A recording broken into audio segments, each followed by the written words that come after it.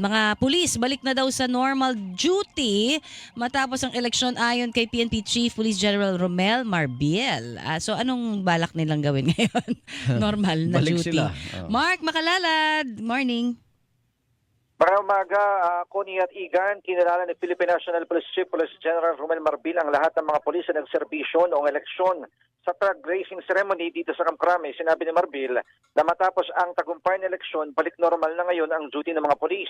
Kasunod nito, nanawagan siya sa mga pulis na ituon ang kanilang atensyon sa regular na tungkuling pangkapayapaan at pagbibigay serbisyo sa mamamayan.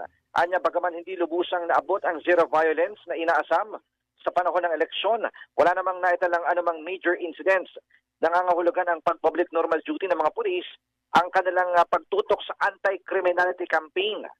Idinay naman ni Marbil na posible ang pag-abot ng mas ligtas na komunidad kung magtutulungan ang bawat kasapi ng PNP at kanilang mga commanders ay aktibong bababa sa mga field.